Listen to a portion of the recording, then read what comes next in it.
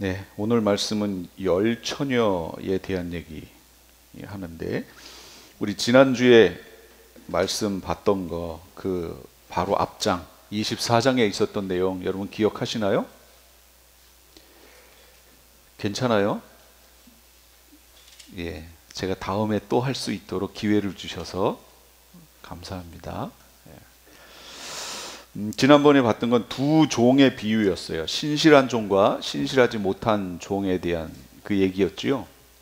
그것을 통해서 그분이 언제 오시더라도 잘 맞을 준비를 갖춰야 된다. 설령 그분이 지체하시더라도 항상 깨어 있어야 된다. 그런 얘기를 좀 나눴습니다. 그래서 청지기 얘기도 했었어요. 기억나시죠? 우리는 다 청지기인데, 청지기는 그 집안의 모든 것을 맡아서 하는 사람이잖아요. 주인이 같이 있을 때는 주인이 시키는 대로 하면 되는데, 주인이 멀리 떠났기 때문에 이 청지기가 모든 걸 맡아서 다 해야 돼요.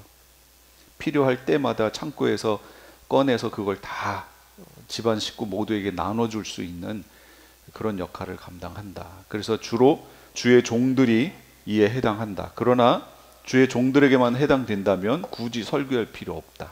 제가 조용히 혼자 가서 보면 되죠. 그럼 무슨 얘기예요? 이거는 모든 이들에게, 우리는 하나님이 우리에게 주신 영역 안에서 다 청지기들이다. 어떤 사람 가정, 청지기죠. 가정 안에서 그 역할들을 감당해야 된다. 그리고 그 주님이 언제 오실지 모르니 최선을 다해서 신실한 종으로, 믿을 만한 종으로 주님 앞에 서 있어야 된다. 그런 얘기를 했습니다. 만약에 우리가 주님 앞에 갔을 때 주님께서 책망하시면서 너 왜 이렇게 했어? 그러므로 너는 슬피 울며 이를 갈미 있는 곳으로 가야 돼 라고 하신다면, 그럼 어떡할까요? 우리에게 그렇게 한다면 우리는 어떻게 해야 될까요? 안 되죠. 주님, 한 번만 기회를 다시 주세요. 정말로 기회를 다시 주세요. 이것밖에 없겠죠. 예, 지금 주셨잖아요. 그러니까 우리가 그 생각을 가지고 살아야 된다는 거예요. 우리가 심판대 앞에 섰을 때 정말로 우리의 모든 걸 통해서 하나님이 우리를 슬피 우는 곳으로 우리를 보내신다면, 그때 내가 할 수 있는 건 뭔가, 한 번만 기회를 더 주세요 라고 정말 간절하게 외칠 거 아니에요. 그 기회가 우리에게는 아직 있다라는 거죠. 그래서 우리가 그 자리를 생각하면서 정말 이 자리에서 최선을 다해서 살아야겠다 하는 생각을 좀 해봐요. 요즘 한국이 시끄러우니까 유튜브를 틀면 시끄러운 얘기들 많이 나오잖아요. 그 얘기들 들으면 여러분 속에서 막 올라오지 않아요? 분노가 막 올라오고 그래요. 그러다가 이제 어머니 TV를 틀어드리려고 이렇게 하면서 말씀, 어떤 목사님이었는지 제가 기억이 안 나는데 어떤 목사님 말씀 증거하시는 내용이 탁 나와서 그거를 이렇게 보는데, 아, 그렇지. 내가 왜 저 사람들 얘기를 들으면서 내가 왜 속이 막 분노가 일어나야 되나? 그건 아니지. 그 사람들은 제가 분노하는지 안 하는지 아무 상관없는데 말씀으로 가야지. 왜 내가 엉뚱한 곳에 자꾸 마음을 두나 하는 그런 생각을 계속 했습니다, 이번 주에.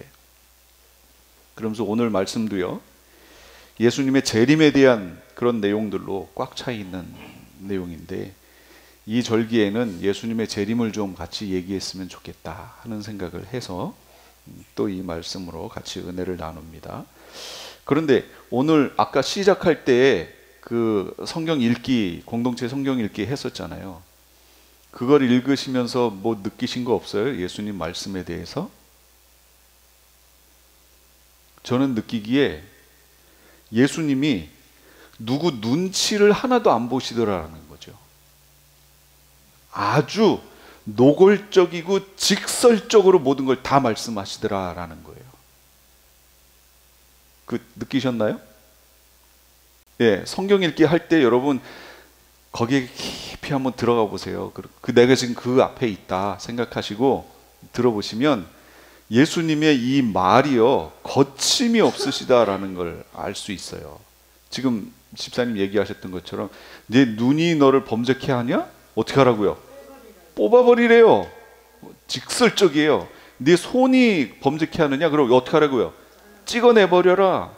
백체가 온전하고 지옥에 가는 것보다 이거 하나 없이 천국에 가는 게 훨씬 낫다. 이렇게 얘기하시는 거죠. 너무 노골적으로 지적을 하시는 거예요. 그런데 오늘 얘기를 잘 들어보시면 오늘 내용은 다 뭐죠?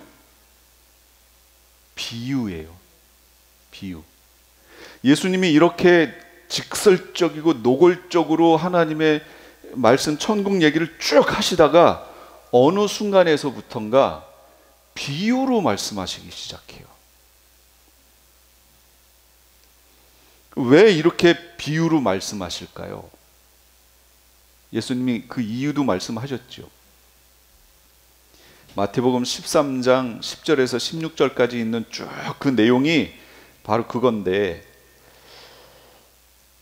예수님은 이 땅에 오셔서 비밀을 감추시려고 하시지 않았어요. 그냥 천국 비밀을 다 그냥 오픈하셨어요. 그냥 오픈하셨어요. 비밀이 있어요. 지금 성경을 통해서 이 비밀을 하나님이 가르쳐 주셨어요. 첫째, 우리가 살고 있는 이 시대에는 그리스도의 비밀이 밝혀져 있는 시대예요. 여기에 우리가 지금 살고 있어요. 예수님이 재림에 내려오시면 메시아 왕국이 펼쳐지는데 그때는 하나님의 비밀이 밝혀져요. 그리스도의 비밀이 뭐냐? 그것을 읽으면 에베소서에 내가 그리스도의 비밀을 깨달은 것을 너희가 알 수 있으리라. 이제 그의 거룩한 사도들과 선지자들에게 성령으로 나타내신 것 같이 다른 세대에서는 사람의 아들들에게 알리지 아니하셨으니, 다른 세대 구약 시대에는 알리지 아니하셨으니 뭘 알리지 않으셨냐면 이방인들이 복음으로 말미암아 그리스도 예수 안에서 함께 상속자가 되고 함께 지체가 되고 함께 약속에 참여하는 자가 되는 것, 이거 구약 시대 다른 세대에는 안 가르쳐 주셨다는 거예요. 그림자로는 보여주셨어요. 예를 들면 아브라함에게 약속하실 때 너로 인하여 모든 민족이 복을 받는다, 이런 식으로는 얘기하셨지만 구체적으로는 안 나왔어요. 그러니까 구약에 있는 내용만 가지고는 유대인들이 이 비밀을 깨닫지 못했던 거예요. 이걸 지금 바울이 깨달아서 이걸 가르쳐 준다. 지금 우리가 살고 있는 시대는 그리스도의 비밀이 밝혀져 있는 시대, 우리가 지금 그 시대에 살고 있어요. 그럼 이제 예수님 재림하셔서 메시아 왕국이 되면 하나님의 비밀, 보세요. 일곱째 천사가 소리내는 날 그의 나팔을 불려고 할 때 하나님이 그의 종 선지자들에게 전하신 복음과 같이 하나님의 그 비밀이 이루어지리라. 그럼 하나님의 비밀이 뭔데요? 11장 15절에 일곱째 천사가 나팔을 불매, 여기 나팔을 불려고 할 때 그렇게 된다고 했는데 바로 나팔을 불었어요. 그랬더니 하늘에서 큰 음성이 나서 이르되 세상 나라가 우리 주와 그의 그리스도의 나라가 되어 메시아 왕국이 되어 그가 세세토록 왕노릇 하실 것입니다. 하나님의 비밀이 뭐예요? 메시아가 세상 나라가 메시아 왕국이 되어 메시아가 세세토록 왕노릇 하게 되는 것, 왕으로 통치하시게 되는 것, 이게 하나님의 비밀이라는 거예요. 자, 여기 걸 다시 볼게요. 그리스도의 비밀은 뭐라고요? 메시아를 통해 이방인들이 하나님의 왕국에 들어가게 된다라는 거. 이게 그리스도의 비밀. 지금 그게 이 비밀이 밝혀졌기 때문에 우리가 지금 이렇게 살고 있는 거 아니에요? 우리 교회로 모이게 된 거 아니에요? 그리스도의 비밀, 메시아의 비밀이에요. 지금 이 비밀이 밝혀진 시대에 우리가 살고 있고, 그 다음 하나님의 비밀은 뭐예요? 메시아가 하나님 왕국의 통치자가 되신다. 왕으로 자리 잡으신다. 메시아 왕국. 이게 밝혀질 것이다. 이거 지금 말하는 거예요. 이게 비밀이에요. 우리는 이 비밀을 너무 일찍 알아버렸어요. 그러는 바람에 이게 비밀이 아니에요. 우리에게는. 그런데 보세요. 여기에서 바울이 얘기할 때 초창기에 유대인들이 이거 알았어요? 몰랐어요. 그러니까 율법을 행함으로 하나님 왕국으로 들어온다고 얘기했던 거예요. 특히 뭘 함으로?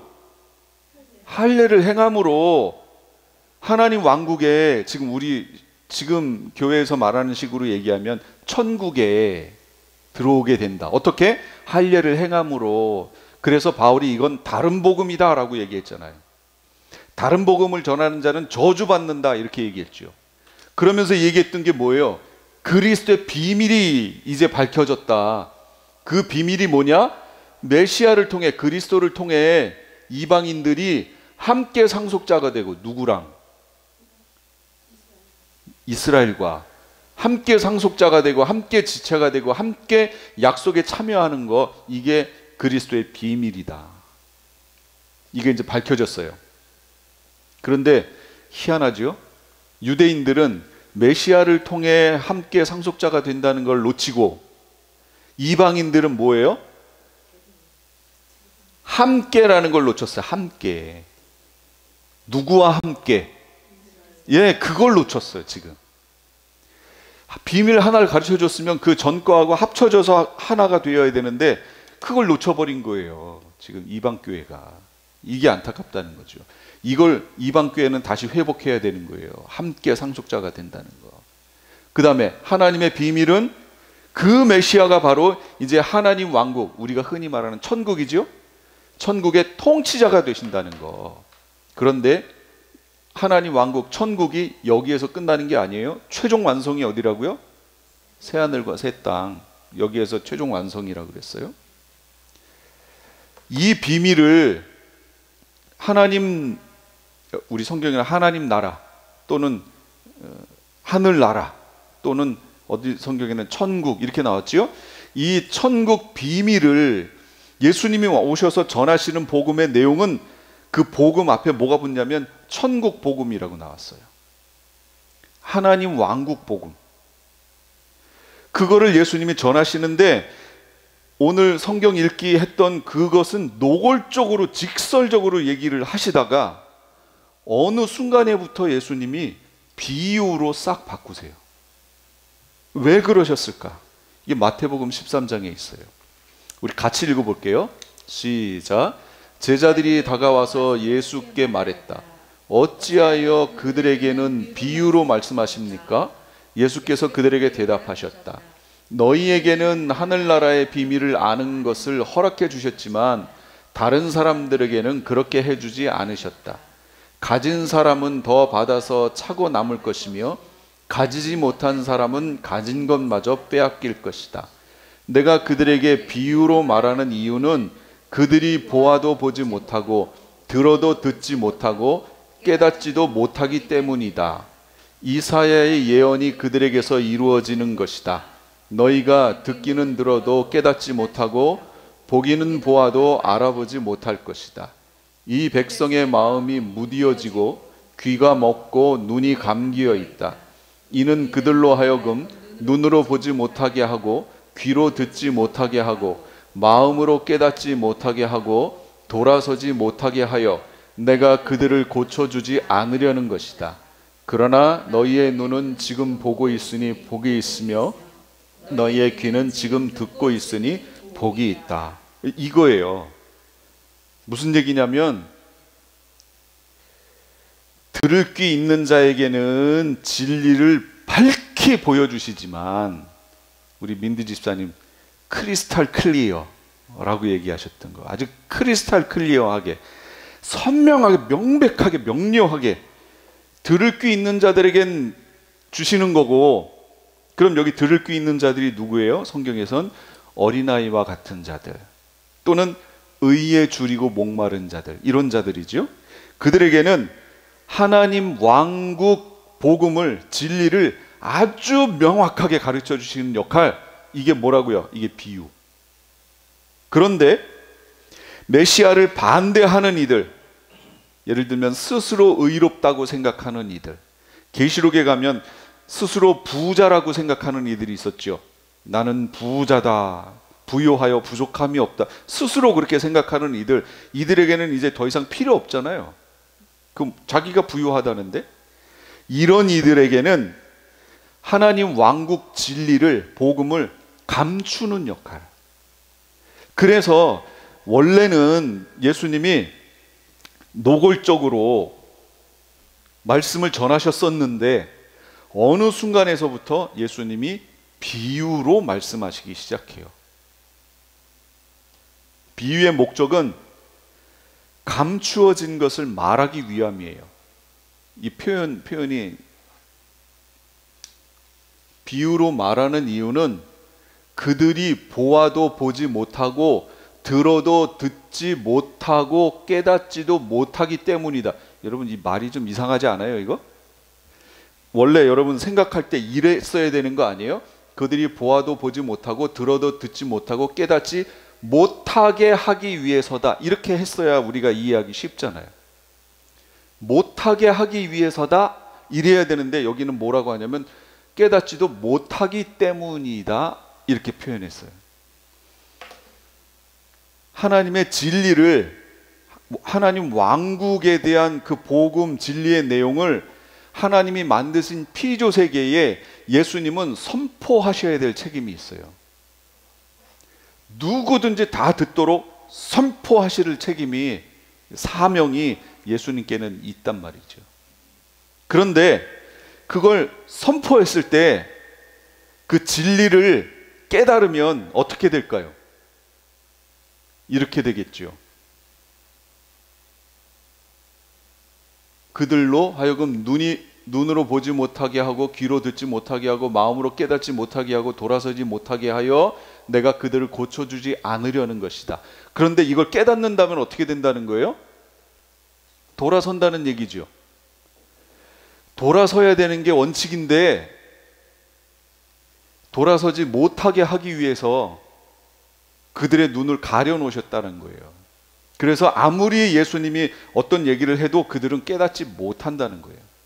어떤 이들은, 메시아를 반대하는 이들은, 스스로 부자라고 하는 이들, 스스로 의롭다고 생각하는 이들, 그가 누구였든지 유대인이었던 이방인이었던 상관없어요.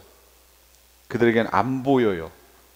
그 가리는 역할, 그게 비유란 말이에요. 그러니까 감추기 위해서, 또 어떤 이들에게는 더 밝히 드러나게 하기 위해서 비유를 사용하신다.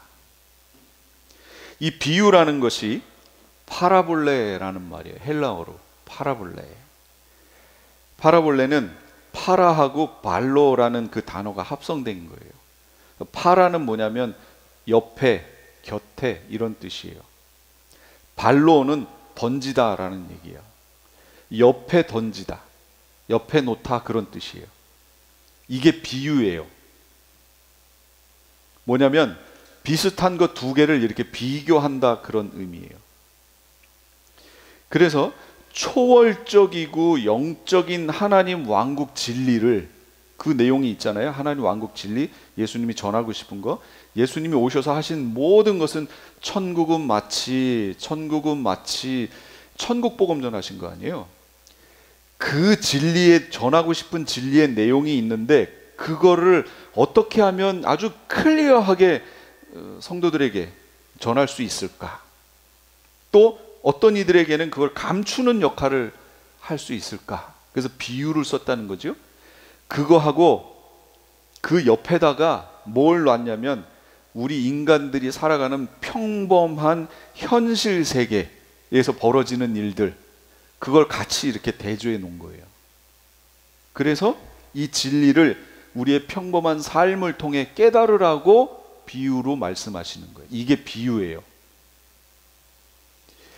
그러면 우린 이런 생각을 할 수 있겠죠.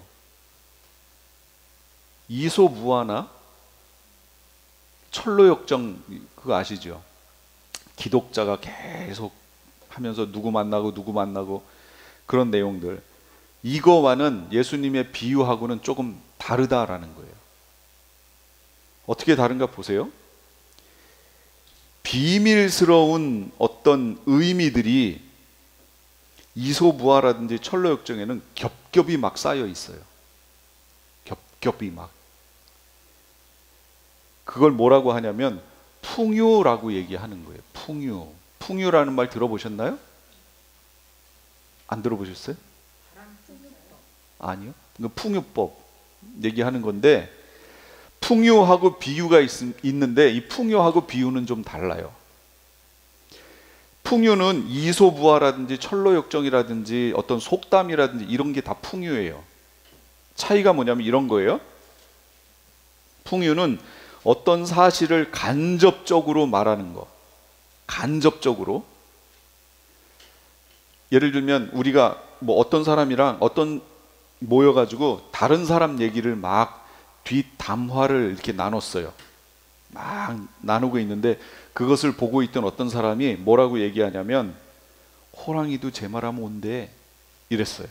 그럼 그게 무슨 뜻이에요? 이 사람이 뭐 얘기하려고 그런 거예요? 여기 뒷담화를 막 어떤 사람 얘기를 하니까 어떤 사람이 그거 보고 야, 호랑이도 제 말하면 온대. 뭐 말하는 거예요 지금 이게? 예, 그 사람을 지금 그 사람에 대한 안 좋은 평을 지금 막 하고 있으니까 그거 호랑이도 제 말하면 온대. 그 얘기는 뭐예요? 남에 관해서 말을 함부로 하지 말라고. 그거를 말하고 싶은데 그걸 호랑이도 제 말하면 온대 라는 말로 간접적으로 표현한 거죠. 이런 걸 풍요라고 얘기하는 거예요. 이런 게 풍요예요. 그럼 비유는 뭐냐면 어떤 사실을 직접적으로 강조하는 거. 그러니까 이 내용을 깨달으면 이게 강조가 돼. 그런데 이 내용을 비유한 내용을 못 알아들으면 이건 감추는 역할을 하는 거예요. 이게 비유예요. 깨달으면 강조야. 근데 이걸 못 깨달으면 감춰진 거예요. 그래서 예수님은 다 비유로 말씀하시는 거예요. 왜냐하면 그 청중 중에 이 말씀을 깨달아야 될 사람들도 있고 깨닫지 못하는 사람들도 있었다라는 거예요. 그러니까 비유를 통해서 들어야 할 사람들은 더 클리어하게 듣게 하시고 그렇지 못한 사람들에게는 감추는 역할을 해야 했다. 이런 비유 속에는 우리가 성경에 지금 예수님이 말씀하실 때 그 비유의 내용들이 되게 많은데 요한복음에는 없어요. 공관복음에만 있어요. 마태, 마가, 누가에만 있어요. 특히 마태복음하고 누가복음에 상당히 많아요. 비유가. 마가복음에는 조금밖에 없어요. 마태하고 누가에 많은데 이 비유의 내용을 해석할 때 우리가 조심해야 될 게 있어요. 그건 뭐냐면 그 요소 하나하나의 의미를 다 둬서 그걸 찾아내려고 하는 거. 요거 안 된다는 거예요. 무슨 얘기냐면 예를 들면 여러분 잘 아시는 선한 사마리아인의 비유 아시죠? 선한 사마리아인의 비유. 어떤 사람이 강도 만났어요. 그랬더니 종교 지도자로부터 제사장, 레위인 뭐 이거 다 그냥 지나가지만 그들이 개 취급했던 사마리아인은 그를 잘 돌봐줬잖아요. 그러면서 기름을 바르고 포도주를 다 씻고 막 이런 거 했죠. 이 비유를 들을 때 그 비유의 결론이 뭐예요? 예수님이 뭐라고 하셨어요? 뭐 때문에 그 비유하신 거예요? 예, 이웃이 누구냐 이거 설명하시려고 그랬던 거 아니에요? 그러면 이 비유를 통해서 우리가 알아야 되는 게 뭐예요? 내 이웃이 누군가? 예수님은 지금 그거 말하고 싶은 거예요. 이웃이 누구냐? 그리고 그 이웃이 누군지 알았으면 예수님 뭐라고 그러셨어요? 가서 너도 이와 같이 하라. 이거 강조하고 싶었던 거죠. 그런데 우리는 비유를 들을 때 그때 발랐던 기름하고 포도주 이건 뭘 의미하는 거고 뭘 의미하는 거고 이렇게 간다는 거예요. 예수님이 말씀하신 비유는 그렇게 가는 게 아니라는 거죠. 예수님의 비유는 큰 주제가 있어요. 그 주제를 강조하기 위해서 그거 말씀하신 거예요. 근데 그 주제는 놓고 다른 거 막 세밀한 거 막 이런 거, 탕자의 비유, 그럼 뭐 얘기하시려고 그런 거죠?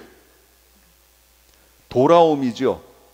탕자의 얘기를 빌자면 돌아옴에 대한 얘기지만 그 얘기의 메인은 아버지의 마음이에요. 아버지의 마음. 그래서 그게 어떻게 연결되냐면 그 앞부분에 있는 내용들하고 연결되는 건데, 그 앞부분에는 무슨 얘기 나오냐면 잃어버린 양 한 마리, 그러면 99마리를 들에 두고 이 한 마리 찾으러 간다. 그래서 이 한 마리 찾으면 와가지고 친구들을 모아놓고 양 찾았다고 막 기뻐한다. 그 다음에 드라크마 얘기 또 나오는 거예요. 드라크마 하나를 잃어버렸는데 그거 찾으려고 그냥 애를 쓰고 해서 찾지 않겠느냐? 그거 찾으면 친구들과 함께 기뻐할 거다. 그 다음에 나온 게 탕자의 비유예요. 무슨 얘기예요? 잃어버린 영혼이 하나 돌아오면 하늘에서 얼마나 큰 기쁨과 잔치가 벌어지는 줄 아느냐? 그러니까 하나님의 마음 얘기해 주고 싶었던 거예요. 잃어버렸던 것들을 찾은 그 주인들의 마음과 같이 잃어버린 그 탕자가 돌아왔을 때의 그 아버지의 마음, 이게 메인이에요. 그런데 우리는 어떻게 한다고요? 그 주엽 열매가 뭘까? 이렇게 한다는 거죠. 그러면 원래 의미가 어떻게 된 거예요? 없어진 거죠. 그러니까 원래 의미로 가야 된다는 거예요. 그걸 기억하셔야 된다는 거예요. 이게 예수님 비유의 특징이에요. 막 겹겹이 의미가 막 쌓여 있지 않아요. 예수님의 비유는 아주 크리스탈 클리어예요. 딱 정말 말씀하시고 싶은 거, 그거 말씀하신다는 거죠. 오늘 본문으로 가면 이래요. 오늘 본문도 비유예요. 여러분 다 읽으셨던 것처럼 예수님 재림 때 있게 될 하나님 왕국 비밀 얘기하는 거예요. 아까 비밀 다 보셨죠? 예수님 재림하시면 하나님의 비밀이 선포될 것이다. 드러날 것이다. 근데 그 하나님 비밀이 뭐예요? 세상 나라가 우리 주와 메시아의 왕국이 될 것이다. 이게 하나님 비밀이잖아요. 이거 지금 설명하시려고 오늘 비유 말씀하시는 거예요. 그래서 고대 근동 이스라엘을 포함한 그 일대 지역, 그 지역의 결혼 풍습을 통해서 오늘 이 비유를 설명하신 거예요. 그 지역의 결혼 풍습. 이스라엘도 그 지역 안에 포함되어 있기 때문에 그 결혼 예식이 비슷비슷해요. 그리고 예전에 우리 이티오피아 선교하시는 그 선교사님, 여선교사님 오셔서 그 이티오피아에 있는 결혼 그 설명했던 거 기억하시나요? 예. 그러니까 비슷비슷해요. 고대 근동이라고 하면 이스라엘을 중심으로 밑에 사우디 약간 포함해서 옆으로 가면 이 티그리스, 유프라테스 강, 티그리스 강 거기를 이렇게 해서 지금 있는 그 이라크, 이란 거기까지, 시리아 포함해 이란 위에는 터키까지 이렇게 돌아서 지중해 있는 조금 그리스 조금 못 미쳐, 그다음 밑으로는 이집트 있는 이 부분 고대 근동 거기를 얘기하는 거예요. 모든 인류 역사가 시작된 거기를 얘기하는, 거기에 결혼 풍습, 하나님이 일반 그 은총 안에서 그 결혼 풍습을 통해서 하나님의 그 어떤 진리를 거기에다가 담아 놓으신 거예요. 그걸 우리가 찾아낼 수 있어야 돼요. 바로 그걸 통해 지금 얘기하시는데, 이 이스라엘의 결혼 풍습은 저녁에 해요. 저녁에. 우리하고 시간 개념이 좀 다르잖아요. 하루의 시작이 언제부터예요? 해질 저녁 6시 부분부터가 그 다음 날로 카운트 되지요. 이스라엘의 시계가. 그러니까 우리랑 완전히 180도 반대로 돼 있어요, 시계가. 요걸 한번 생각해 보세요. 그래서 결혼식을 언제 하냐면 그 다음 하루가 시작될 때 하는 거예요. 시작이기 때문에. 그러니까 보통 저녁 먹을 시간대쯤 됐을 때 결혼 예식이 시작된다는 거죠. 그리고 함께 모여서 식사하고 축제가 벌어지겠죠. 예. 그런데 늦게 와요. 여기 처녀들 보세요. 어떻게 하고 있어요? 자고 있어. 그 얘기는 뭐예요? 저녁 먹을 때 시간이 아니고 잘 시간 됐는데 그때도 아직 안 왔다, 그 얘기를 말하는 거예요. 그럼 예수님이 어떻게 하신 거죠? 늦게 오셨다, 늦었다. 우리가 생각하는 것보다 늦게 오실 수 있다는 거예요. 그런데 여기 풍습에 보면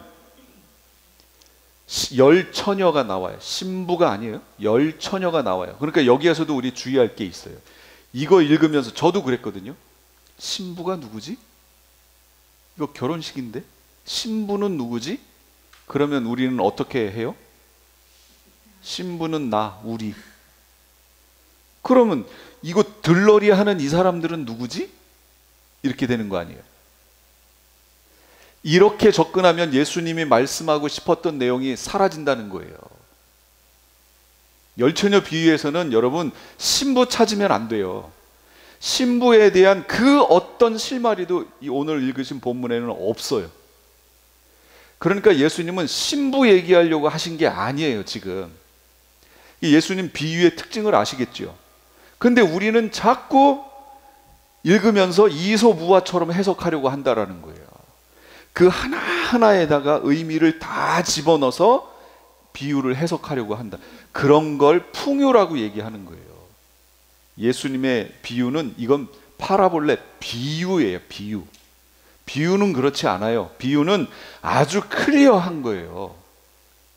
예수님이 하시고 싶은 그 말씀, 아까도 보셨던 것처럼 거침이 없으시 말씀하시는 그 거침없는 진리를 바로 그냥 다이렉트로 얘기하시려고 했는데, 들으면 안 되는 이들이 있기에, 그러나 선포는 되어야 하겠기에 비유를 들어서 그걸 선포하시는 거예요.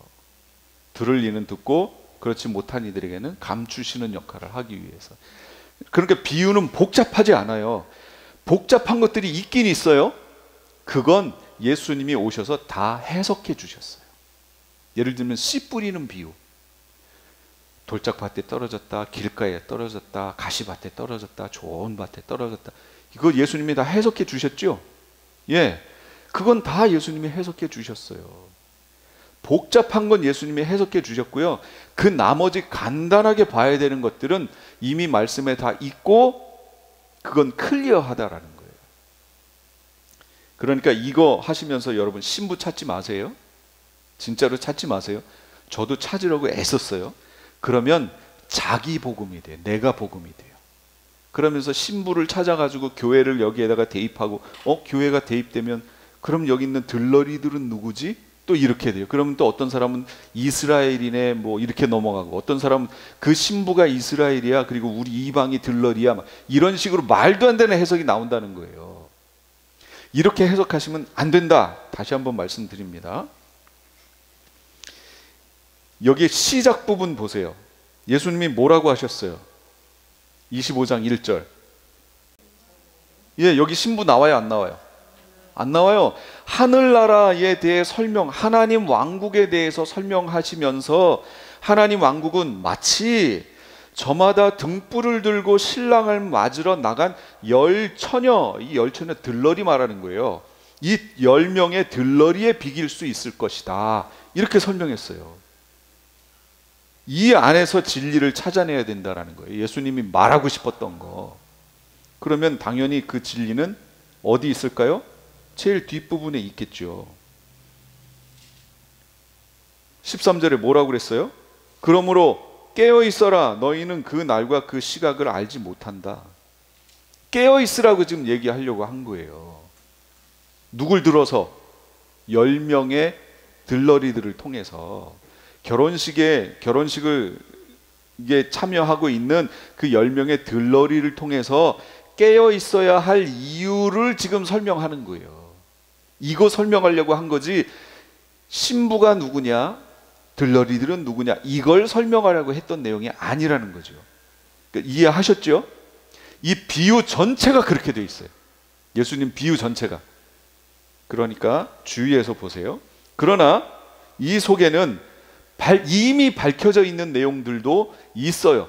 그 부분들을 여기에다가 대입할 수 있어야겠다. 그거는 가능하다라는 거예요. 예를 들면 보아라, 신랑이다, 나와서 맞아라. 이 6절에 있죠. 보아라, 신랑이다, 나와서 맞아라. 그럼 뭐예요 그게? 보아라, 신랑이다, 나와서 맞아라. 이거 누가 하는 얘기예요? 이거 우리 데살로니가전서 4장 16절이에요. 주께서 호령과 천사장의 소리와 하나님의 나팔 소리와 함께 친히 하늘로부터 내려오실 것이다. 메시아가. 그러니까 먼저 메시아의 호령이 있을 거예요. 호령, 크게 외치는 소리예요. 메시아가 뭐라고 외치시는지는 저는 모르겠어요. 나다 이렇게 오실는지. 그러면 천사장의 소리, 이건 뭐냐? 그 메시아가 얘기한 것을 받아서 얘기하는 거예요. 그 소리가 뭐냐? 이게 오늘 본문에 있는 6절. 보아라, 신랑이다, 나와서 맞이해라. 이 소리가 천사장의 소리예요. 이게. 그러면서 갑자기 하나님의 나팔 소리가 들리기 시작해요. 그러면 어떻게 돼요? 그리스도 안에서 죽은 자들이 먼저 일어난다는 얘기는 그들이 부활하고 주님께로 올라가고, 여기 살아남아 있는 주님의 백성들은 어떻게 돼요? 휴거되어 위로 끌어올려지는 거죠. 이때를 지금 얘기하는 거예요. 이때 이 결혼식을 준비하고 있던 10처녀를 둘로 나눠서 예수님이 설명해 주시는 거예요. 어떤 지혜로운 슬기 있는 5처녀가 있고 미련한 어리석은 5처녀가 있다. 그런데 여러분 생각해 보세요. 이들은 다 뭘 준비하고 있던 이들이죠? 신랑의 오심, 바로 예수님의 재림을 기다리고 있던 이들이에요. 그러니까 우리가 잘 생각해 봐야 된다는 거예요. 우리가 알고 있었던 교회에서 흔히 말하는 그 내용에 대해서 우리가 한번 심각하게 생각해 봐야 된다는 거죠. 이 10명의 들러리들은, 처녀들은 모두가 신랑의 옴을 기다리고 있었던 이들이에요. 그럼 세상 사람들이 기다릴까요? 안 기다려요. 그러면 여기 있는 사람들은 다 누구라는 거예요, 대체? 다 처치 멤버들이었다는 거예요. 우리 같이 신앙생활을 했었던 이들을 말하는 거예요. 똑같이. 예수님이 지금 얘기하신 거예요. 미련한 5처녀는 안 믿는 이들이고 슬기로운 5처녀는 잘 믿는 이들이다. 이거 말하는 거 아니죠? 그거 말하는 거 아니에요? 여러분 그렇게 알아들으면 큰일 납니다. 예수님 얘기 오해하는 거예요. 모두가 예수님의 오심을 기다리던 이들이다. 그러니까 흔히 지금식으로 얘기하면 신앙생활 본인 스스로가 했다고 하는 이들이다라는 거예요. 그런데 슬기로운 5처녀는 결혼식에 참여하고 미련한 5처녀는 참여하지 못했다. 지금 그거 얘기하시는 거죠? 왜? 지금 예수님이 그거 얘기하고 싶은 거예요. 왜 슬기로운 5처녀는 참여하고 미련한 5처녀, 어리석은 5처녀는 참여하지 못했느냐? 왜 그랬느냐? 이걸 지금 설명해 주시고 싶은 거예요. 예수님이. 그럼 왜 그랬을까요? 이들에게는 제가 아까 비유에 나와 있는 어떤 하나하나를 다 이렇게 따지지 말라고 그랬잖아요. 그런데 오늘 본문은 볼 수밖에 없는 상황이에요. 왜 볼 수밖에 없는 상황이었냐면 지금 우리가 질문했던 왜 5명은 참여하고 5명은 참여하지 못했느냐를 설명할 내용에 그게 있기 때문이에요. 왜 그랬어요? 슬기로운 5처녀는 2가지를 준비하고 있어요.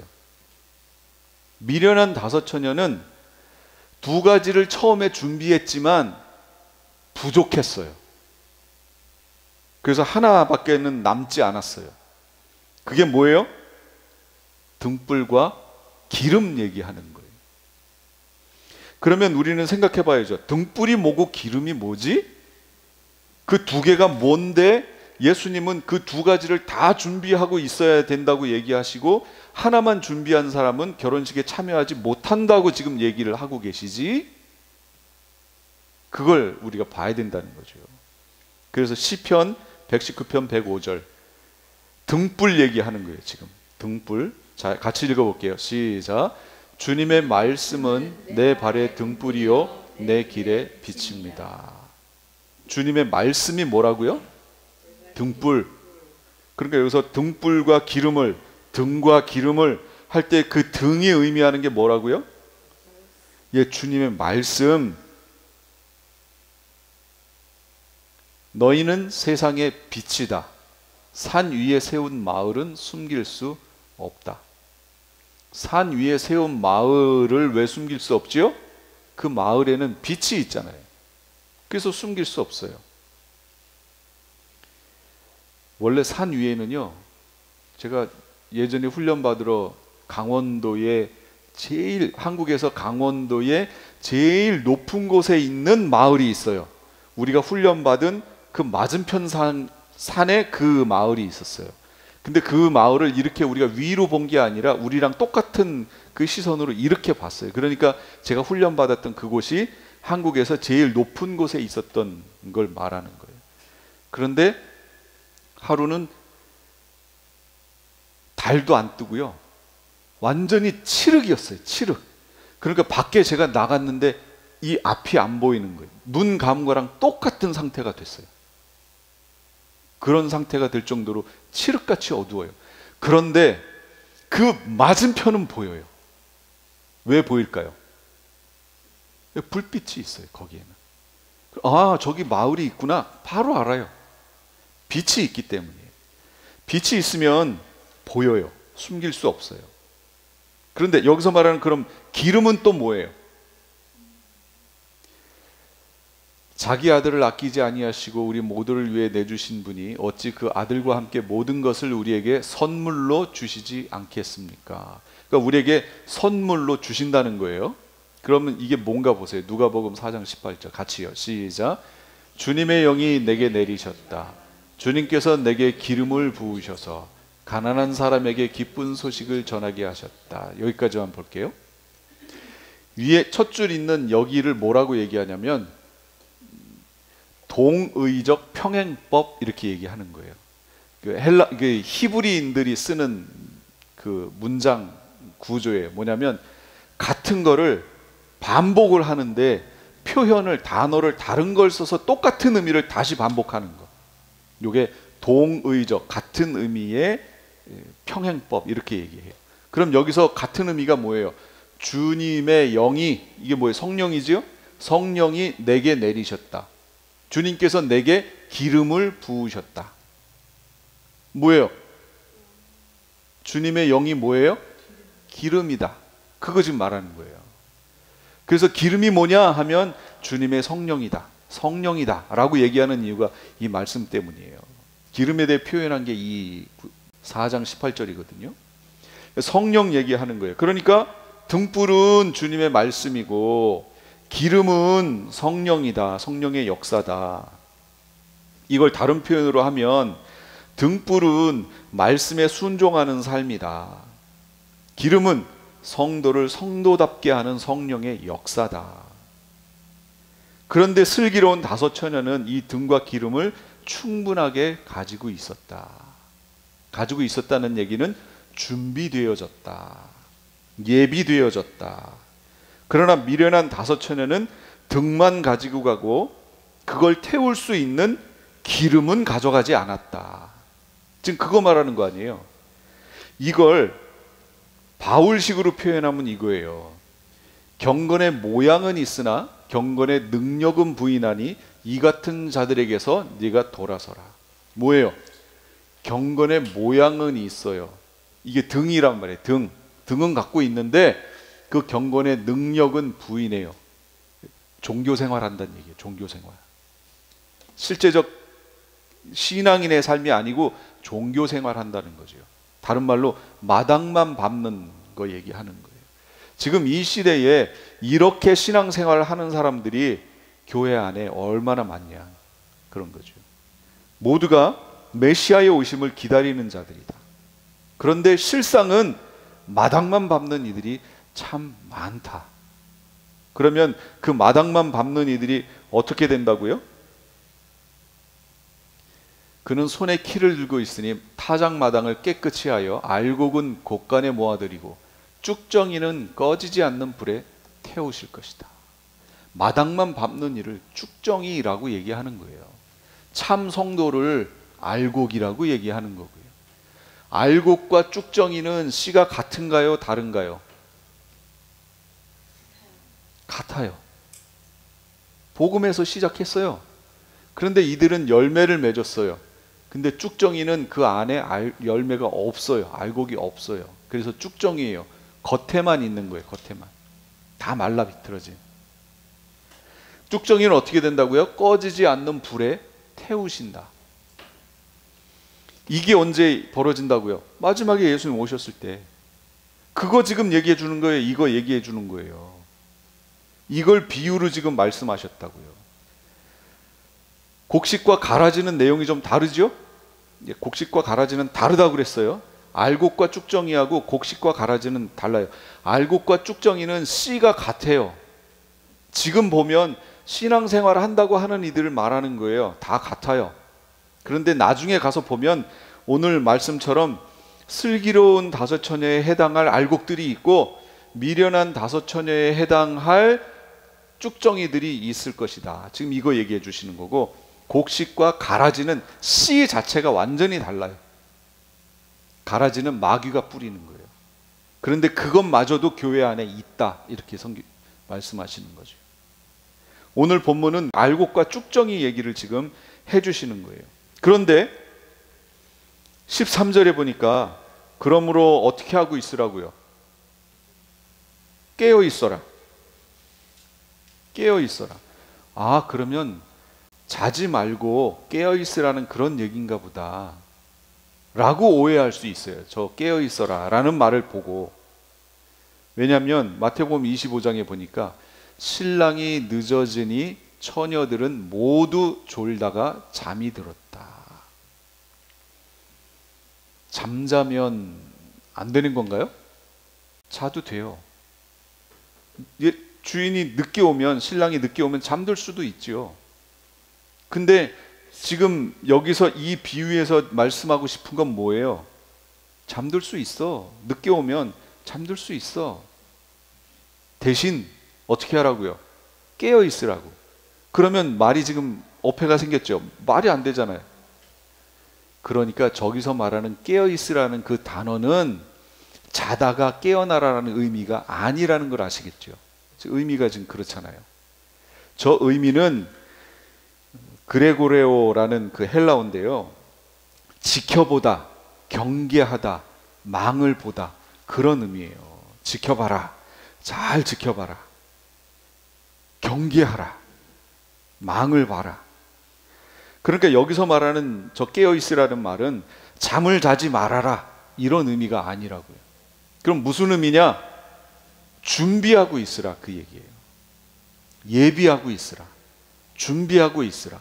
왜 슬기로운 다섯 처녀가 잔치에 들어갔죠? 준비하고 있었으니까. 그 준비하고 있으라라는 말을 깨어 있으라라는 말로 얘기하신 거예요. 지금 자지 말라 그 얘기를 말씀하시는 게 아니에요. 늦어지면 잘 수도 있어요. 그런데 자되 뭘 하라고요? 준비하고 자라. 준비해라. 열처녀 비유의 목적은 예수님 재림 때 메시아가 하나님 왕국의 왕으로 다스리게 될 텐데, 예수님의 재림이 지체되더라도 항상 깨어서 준비하고 있어야 된다는 걸 지금 말하는 거예요. 준비해라. 그럼 준비한다는 의미는 주님 재림을 기다리는 동안 주어진 책임, 이거 성실히 우리에게 맡겨진 책임, 성실히 다해야 돼요. 이 결혼식장에서의 10명의 들러리들이 해야 될 책임은 뭐였어요? 그렇죠. 등불하고 기름을 들고 있다가 신랑이 오면 마을 어귀에서 준비하는 거예요. 그래서 신랑이다 맞아라 그러면 거기에 가서 그 신랑을 맞아서 그 어두운 밤중에 그곳까지 인도하는 역할을 했어야 된다고요. 결혼식장까지. 그 역할인데, 그러려면 등과 기름이 있어야 될 거 아니에요. 그래야 그 역할을 하죠. 근데 슬기로운 자들은 그걸 했다고, 미련한 자들은 못했다고. 그래서 준비하라는 거예요.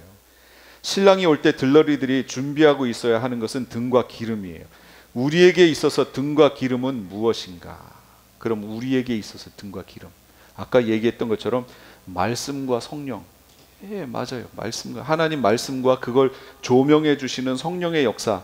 그래서 우리는 성령 충만을 위해서 기도해야 된다고 계속 얘기했지요?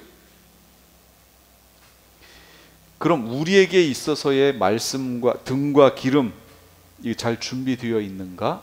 라는 거예요. 우리는 잘 준비되어 있는가? 이거는 교회가 크든 작든, 내가 신앙생활을 오래 했든 짧게 했든, 내가 재물이 많든 적든 이런 것과는 전혀 상관없어요. 정말로 전혀 상관없어요.